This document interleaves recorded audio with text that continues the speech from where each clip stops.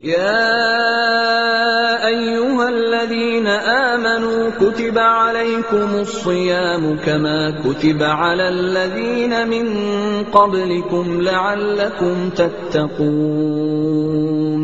أياما معدودات فمن كان منكم مريضا أو على سفر فعدة من أيام أخر بسم الله الرحمن الرحيم الحمد لله رب العالمين وصلى الله على محمد وآله الطاهرين ولعنة الله على أعدائهم أجمعين إلى قيام يوم الدين. وقال سبحانه وتعالى يا أيها الذين آمنوا كتب عليكم الصيام كما كتب على الذين من قبلكم لعلكم تتقون. موضوع گفتگو شرائط وجوب روزہ، یعنی روزہ کب واجب ہوتا ہے اور کیا شرائط ہیں. ممکن ہے کسی کے ذہن میں یہ سوال ابھرے کہ جب ہم یہ کہتے ہیں کہ روزہ رکھنا واجب ہے اور نماز یومیہ یعنی 5 وقت کی نمازیں واجب ہیں، تو کیا اس کے معنی یہ ہیں کہ ہر شخص پر چاہے وہ کسی بھی کنڈیشن میں ہو، کہیں پہ بھی ہو، روزہ رکھنا واجب ہے؟ تو جواب دیا جائے گا کہ نہیں، ہر شخص پر ہر حالت میں روزہ رکھنا واجب نہیں ہے، بلکہ روزہ واجب ہونے کی کچھ شرائط ہیں. ان شرائط میں سے پہلی شرط یہ کہ بالغ ہو. اب یہاں پر بہت سارے سوال اٹھ سکتے ہیں بالغ اور نابالغ کے بارے میں، لہٰذا اس موضوع میں وہ بالغ کے عنوان پر جو ہماری گفتگو ہے وہاں پر توجہ دیں، اس کو سنیں اور پھر یہ جانیں کہ بالغ کون ہوتا ہے. یہاں پر فقط ہم اتنا کہیں گے کہ ہر بالغ پر روزے واجب ہو جاتے ہیں، لیکن آیا بالغ ہوتے ہی روزے واجب ہو جاتے ہیں؟ کچھ اور شرائط بھی ہیں، کچھ اور شرائط بھی ہیں. انہی میں سے ایک شرط ہے عقل. بس پہلی شرط ہے روزے کے واجب ہونے کی بلوغ، اور دوسری شرط ہے عقل، یعنی روزہ اس پر واجب ہوگا کہ جو فزیکلی بالغ ہو اور عقل و شعور رکھتا ہو، یعنی دیوانہ نہ ہو.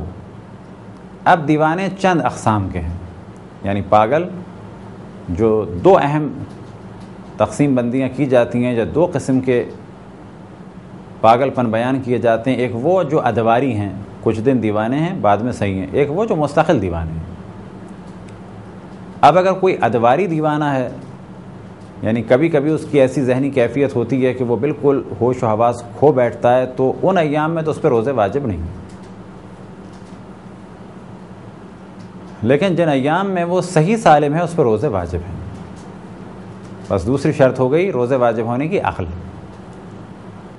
روزہ واجب ہونے کی تیسری شرط یہ ہے کہ وہ روزہ رکھنے پہ قدرت رکھتا ہو. مثال کے طور پہ کوئی شخص بہت زیادہ بوڑھا ہے، بیمار نہیں ہے، لیکن روزہ رکھ نہیں سکتا، وہ برداشت نہیں کر سکتا. یا یہ کوئی لڑکی 9 سال کی عمر میں بالغ ہو گئی لیکن وہ روزہ رکھنے کے قابل نہیں ہے، بہت زیادہ ویک ہے. اس جانب توجہ رہے کہ جب بھی کہا جاتا ہے کہ 9 سال کی لڑکی جس کے 9 سال مکمل ہو چکے ہوں قمری، اس پہ روزہ رکھنا واجب ہے، تو یہاں یہ بھی دیکھنا ہوگا کہ اگر وہ بہت زیادہ ویک ہے اور روزہ نہیں رکھ سکتی تو وہ پھر روزہ نہ رکھے، بلکہ ہر روزے کے بدلے فدیہ دے گی. چوتھی شرط یہ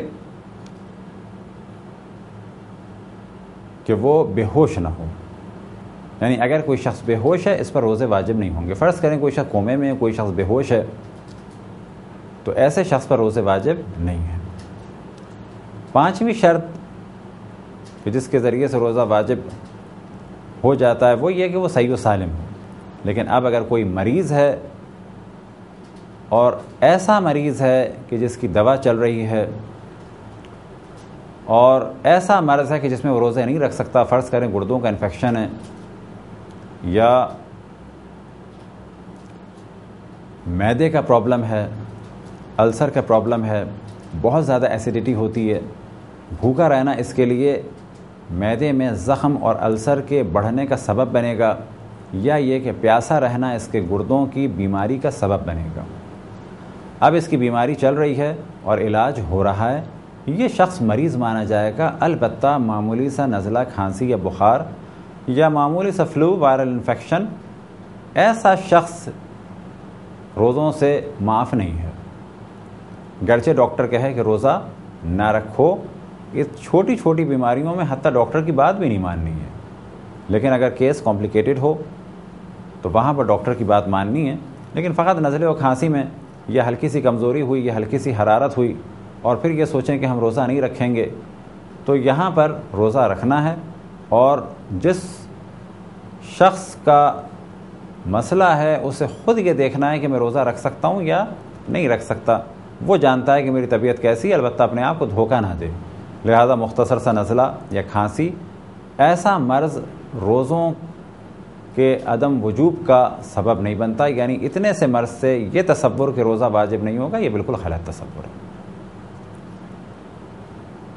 چھٹی شرط یہ کہ اس کی جان، مال یا عزت یا آبرو یا کسی اور کی جان، مال، عزت، آبرو کے لیے اس کا روزہ خطرناک نہ ہو۔